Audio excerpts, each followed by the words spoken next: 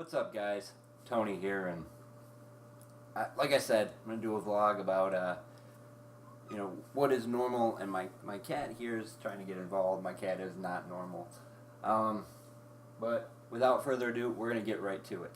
So at this time on your screen, right about here, you're probably seeing an overlay that shows a whiteboard.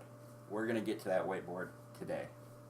So we're going to go over what makes people normal. What is considered normal when it comes to people in general. Like, what is normal behavior? What is normal when you're becoming an adult? Things of that nature. What makes people normal? And I got a nice button-up shirt on today.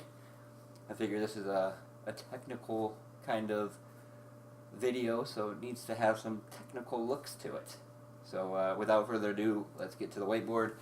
As you see, the whiteboard's here.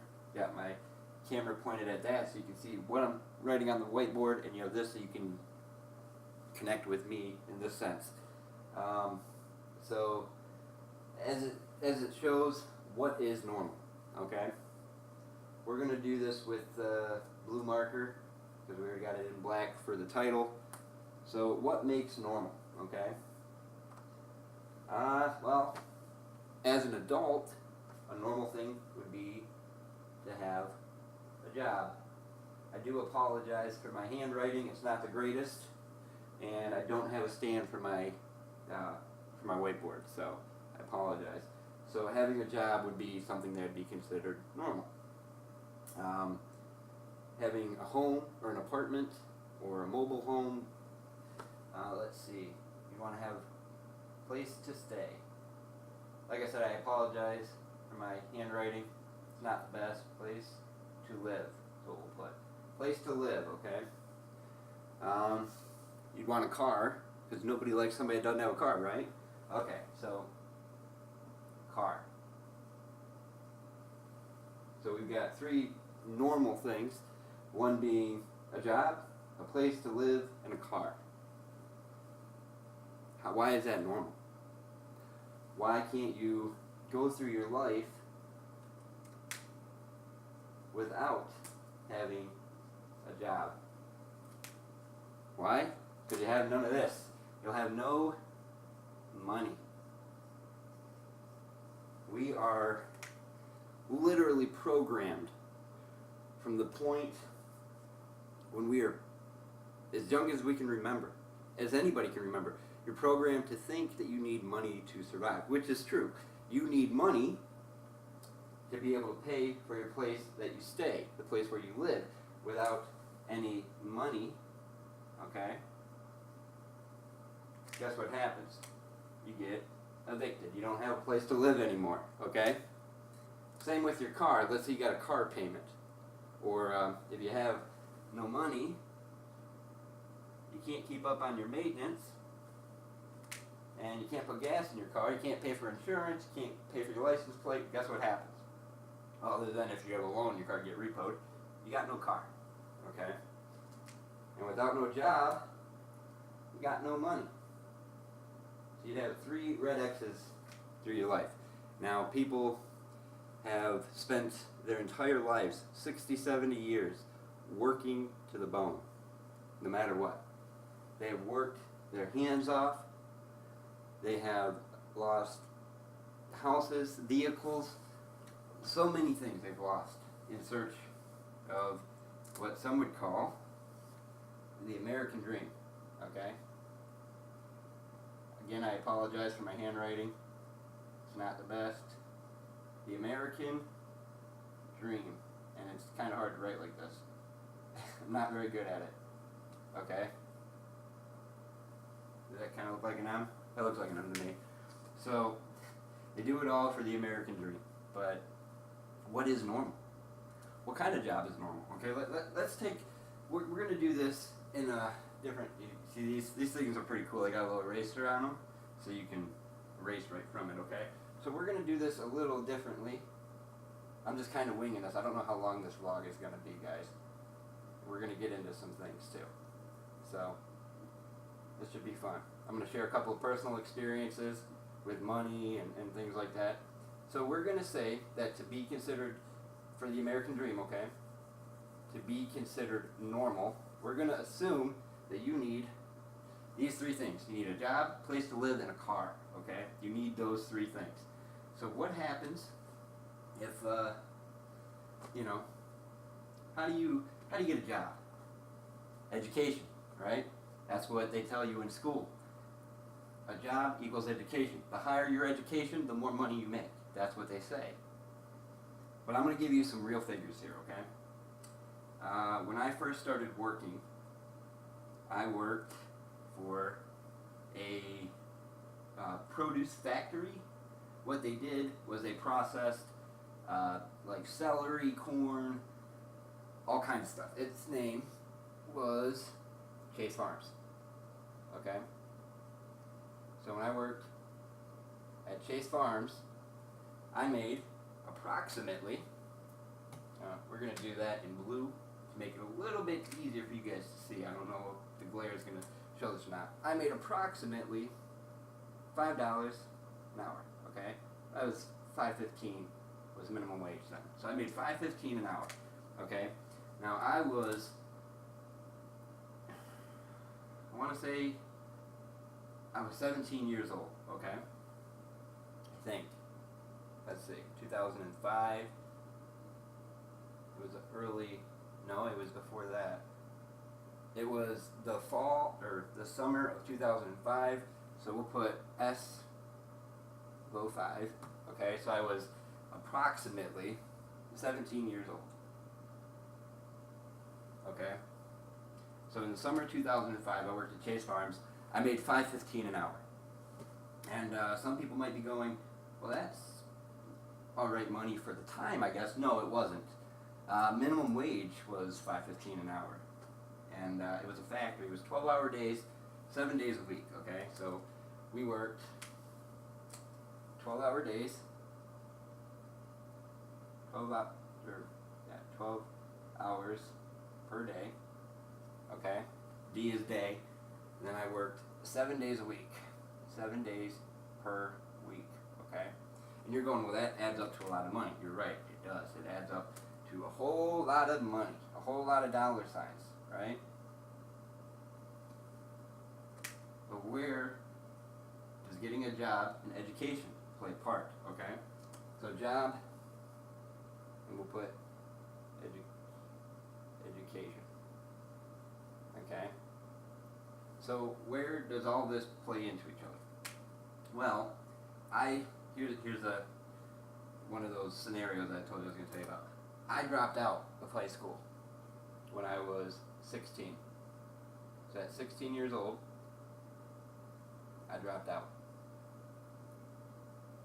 I had already failed my freshman year twice, so I was the oldest freshman in my class when I finally got to being 16. I was going on 17. So my principal at the time told me, this was in 2004, so I must have just turned 17. But he had told me, he goes, Tony, what are you still doing here? I went there. You know, after I lost credit in all my classes, I went there. I still went there every day. You know, I wanted to interact with my friends and, you know, do stuff like that. So what happened? You know, he asked, what happened? And I told him, I was like, well, I just don't want to be here. And he goes, then go home. And he told me to go home. And before I get we'll change back there. Before I get too far into this, I'm going to move my opposite camera from the camcorder so that you guys can get a good perspective here. I do apologize. I'll probably edit this part out maybe. And we'll go from there. Oh.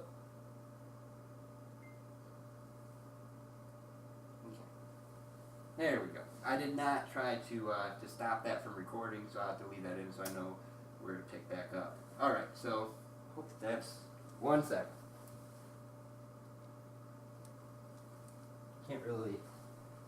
I can't tell if you can really see this or not on the camcorder. Kinda. Do apologize, guys. I couldn't find my big stand for my camcorder, so my little mini tripod stand, and it's over on my TV stand. I don't have a super huge living room, guys. So I dropped out of school when I was a freshman, when I was 16 years old, or maybe I just turned 17. Actually, I think I just turned 17 because it was at the beginning of that school year.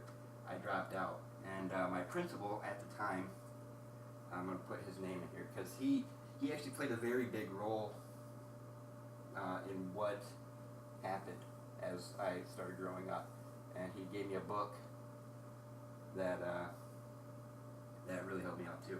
So his name was Jeff Forner.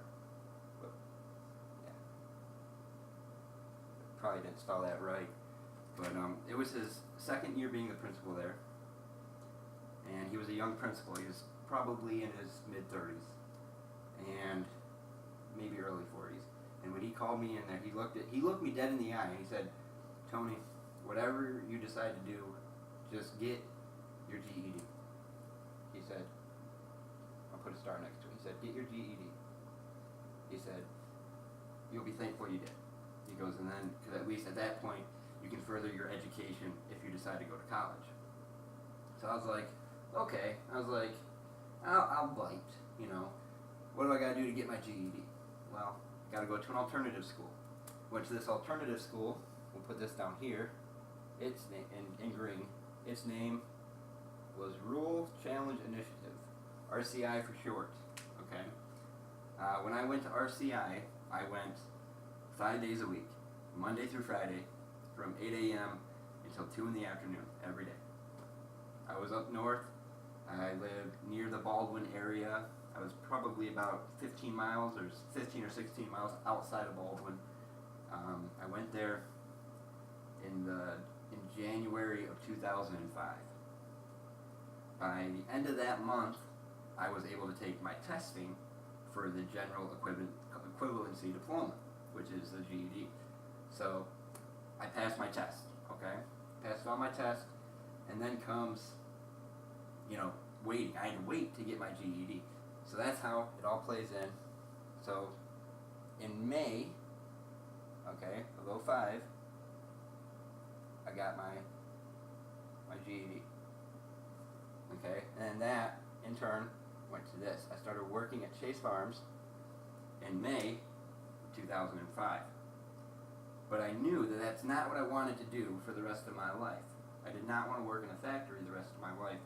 And I loved the idea of working with people, but I wasn't sure how much, or if I was going to get any good at it.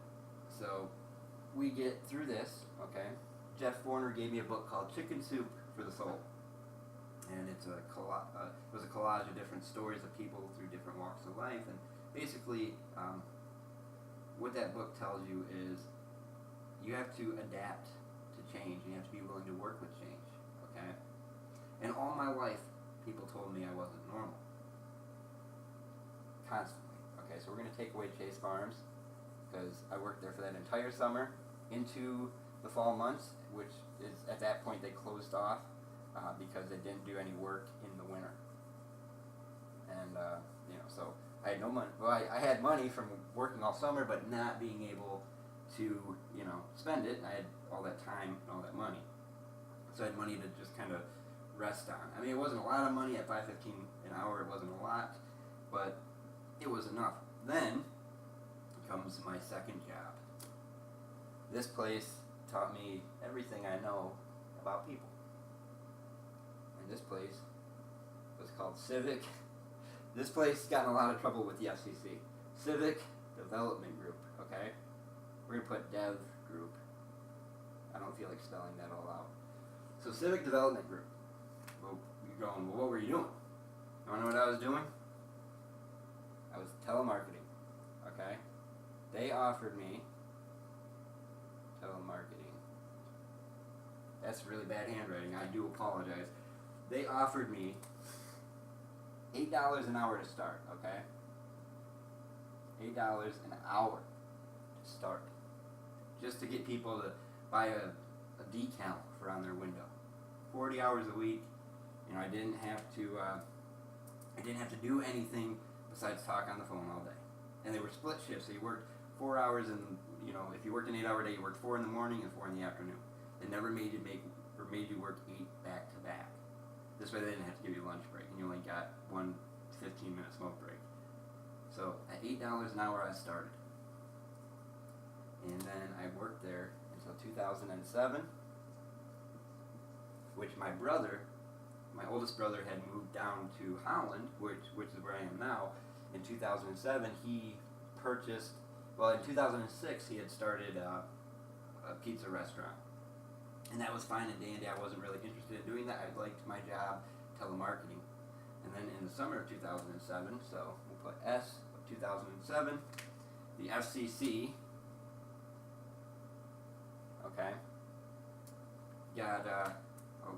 got on Civic Development Group's case because a lot of the people that were making the calls were acting like they were actually police officers, like they were veterans, like they were firefighters. Got us in a lot of trouble. The FCC made Civic Development Group pay out millions of dollars back to these companies. Millions upon millions of dollars. So I lost my job. Okay? Well, what did I learn? I lost my job in the summer of 2007 because they had to close. And when it closed, I was making $14 an hour. But what did I learn when I was telemarketing? What did I learn about people? What did I learn about normal people? Normal people, guess what? They don't care. Normal people do not care. You may be going, what do you mean they don't care? They don't give a damn. I'm sorry, excuse my language. They don't give a damn if your dog is dead. They don't give a damn if your payments are late. They don't care. They don't care about you. They care about themselves. And sure, they may care about their significant others and their children and their immediate family, but ultimately, they care about themselves. And that's honestly the true nature of the world, is they don't care. They only care about themselves. And so, with them not caring, how does that collaborate with being normal? Well, now we got to backtrack a little bit, okay? So people don't care. When you're in school, you're taught to be friendly. Okay? Taught to be friendly with people because you want friends. If you don't have friends, you don't get invited to, say, no sleepovers. Okay? That's really bad handwriting. I do apologize. You don't get any dates for school dances or anything like that. You become a shut-in. That is the number one thing. They want you to socialize with people. But what happens when you socialize with people that don't want to socialize with you? You get beat up. Okay? Now, I am not an advocate for being violent towards people. But I do believe that people should defend themselves. I strongly believe that. So if you're friendly, but if it's with people that don't want to be friends with you, well, you're gonna get roughed up a little bit.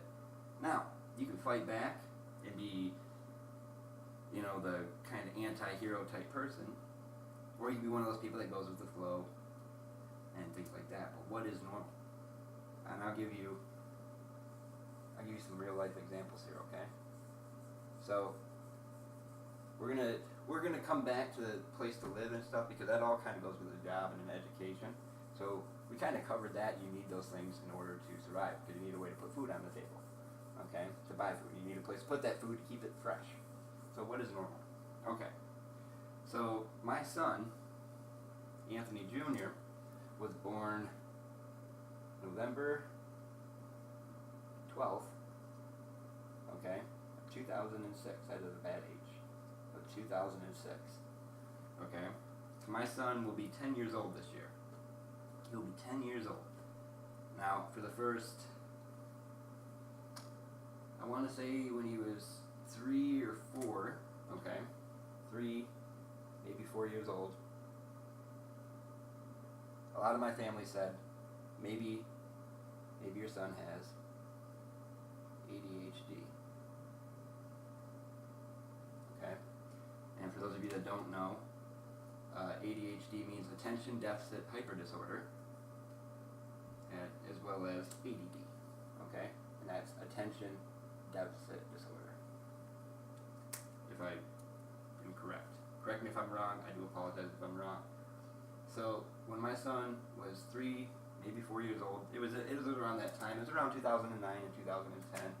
So around 09 and 010, my family implied this. Family, and that was it, just family. And then my wife agreed. Okay? Family implied, wife agreed. Okay. So my wife agreed in around 2009, 2010. I did not. And I have a reason for that. Why is it when my family and my wife agree that my son may be ADHD or ADD, why is it that I don't agree? Well, to do that, we need to go to the year 1993. So in 1993, okay, I think 92, 93, if my dad watches this, he'll know approximately what year.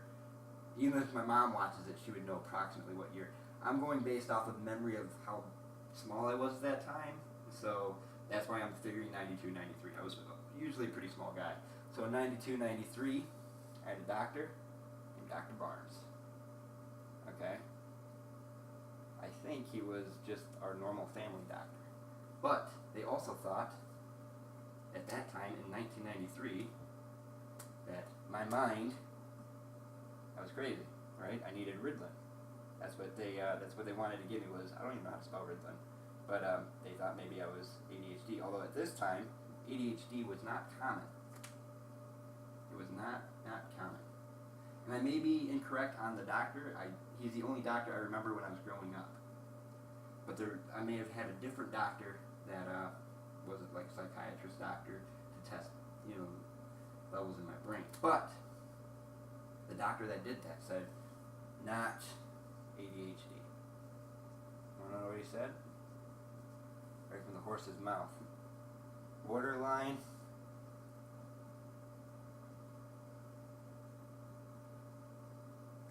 with really bad handwriting. Borderline genius. Why did he say that? Why did he say that I was a borderline genius when everything else was pointing to me being ADHD? My mind was moving a mile a minute. My mind still moves a mile a minute, guys. It's always going all over the place. But why did he say I was a borderline genius? Why? What did he have to gain out of that? He didn't get to write me a prescription for Ritalin or Adderall, which I don't even think Adderall was around back then. Anything. They didn't give me any medications. He said I had an overactive imagination. I was a borderline genius. Okay? But I wasn't considered normal. Why is that? Because I showed intelligence, I wasn't considered normal. What about people? What about my doctor? He initially thought maybe I was. But a psychiatrist says, no, you're a borderline genius. So now, I go through the rest of my life thinking I may be a borderline genius, or I might actually have ADHD and I just never got prescribed for it, which is a good possibility. I do have a very, very overly active imagination. I think anybody in my family would tell you I'm like that. My wife would too. I have vivid dreams in my mind of what I want to happen with my life. And it happens, reoccurs all the time, guys. And I want to make it happen. I'm going to make it happen. And maybe that's why I'm doing this video. I don't know. Am I normal? Hell no, I'm not normal. I don't know if I'm really a borderline genius anymore. I haven't really used my intelligence the way I should. But I am able to process information relatively quickly. For example, like mathematical equations, I'm able to process those relatively quickly. So, I was found to not have ADHD, okay? But my best friend, when I was a kid, two of my best friends, one of them was Lennon Larson. I'm going to share this with him on Facebook because I want him to see this 15-minute mark. Okay? He was my first ever best friend. Okay? I'm still talking the early 90s. We're talking maybe 93 to 95, 96. He was my best friend. Lennon was my best friend, okay? If I was to draw a picture of us, this is how I would draw us, okay? So on the left is Lennon, okay? I'm not good with stick figures either. So that's Lennon. Lennon, okay? Here's me. I was a little guy, okay? Lennon was much bigger height-wise. The guy had like almost a foot on me, from what I remember. We're still friends on Facebook today. But Lennon was my first ever best friend. And I was mean to him. We lived on the same road. He lived at the top of the hill on our road. I lived down the road about maybe a quarter of a mile. We would wrestle up at his grandmother's house. I think it was his grandmother, maybe his aunt. Pretty sure it was his grandmother. We would wrestle up there, and one time we were wrestling, and I think we rolled down the hill, and if I remember right, one of us got a bloody lip from hitting something or other, but that was when our friendship started to fall apart, because I was mean to him. I was rude, but it's because I didn't feel like I was normal. But Lennon wasn't normal either.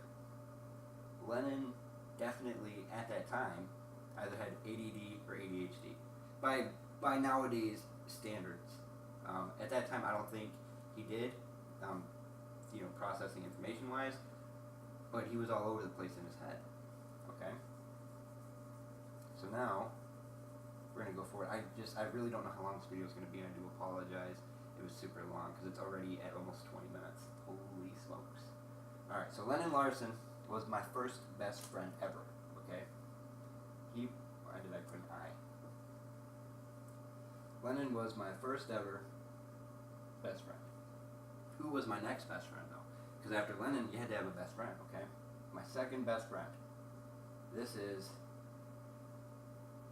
the biggest marking point in my life.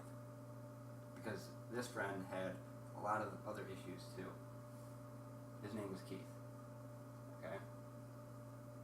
His name was Keith Thigpen. Just like the pro baseball player. Okay? So Keith was my best friend.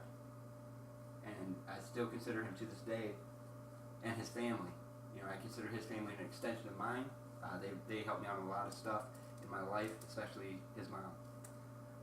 But Keith had ADD, if I remember correctly. He also had severe depression. Okay? And people always looked at Keith and said, "You're not normal." Because he was depressed, because he had ADD, and because he had a slight learning disability.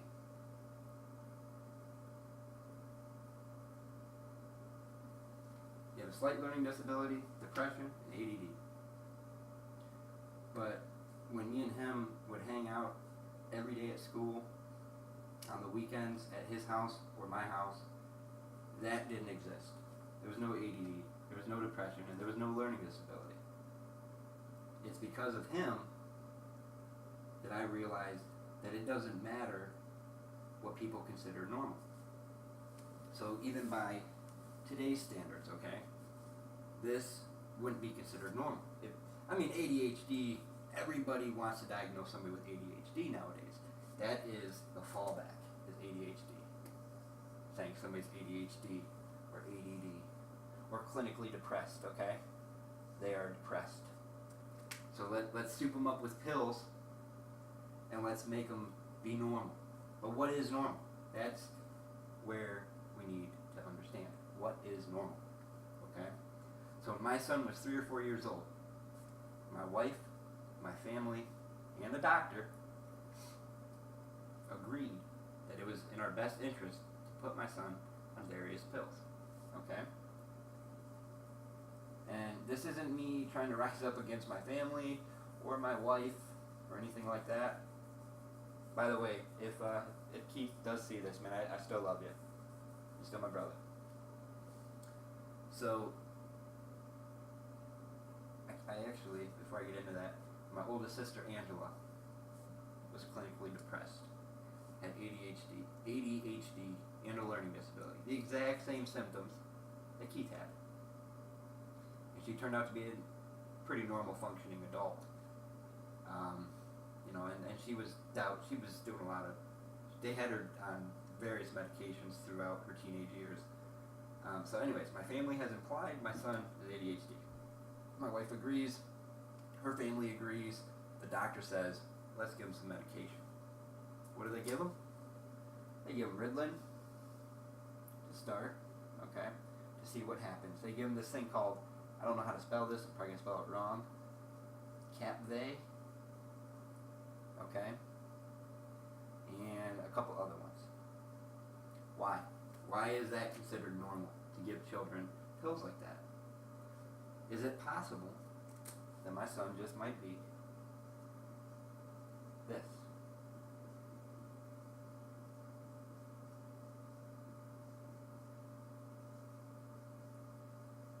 Is it possible that my son just might be borderline genius, just like his father?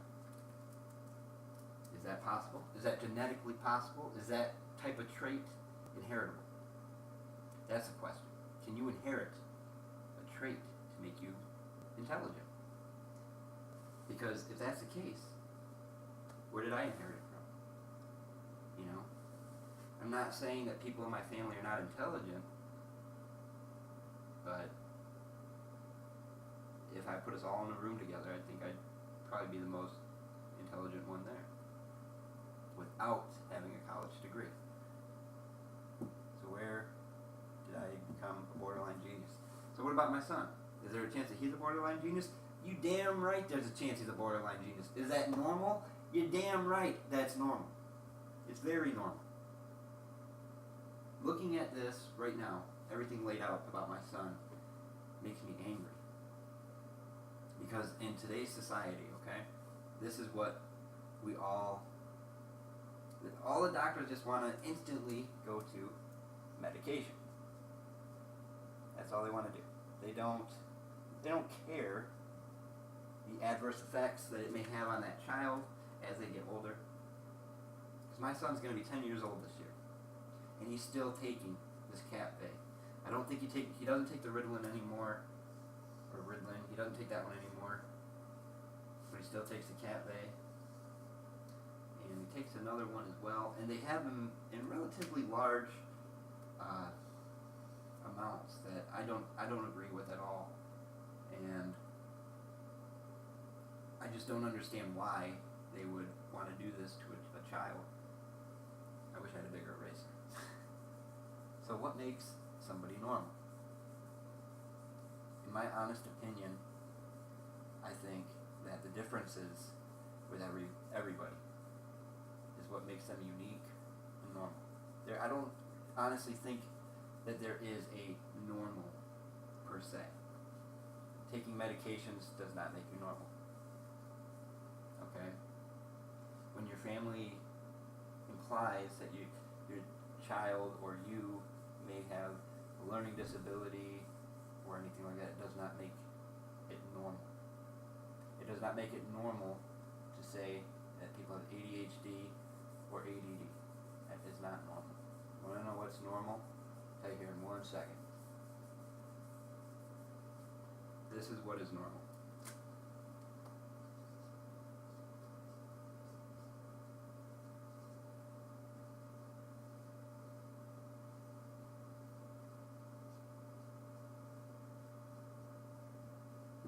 That is normal. Being yourself. No matter what. No matter what people say, always be yourself. You don't be something that you're not. If you feel peer pressure from your friends to do things that you normally wouldn't do, guess what? Don't do them.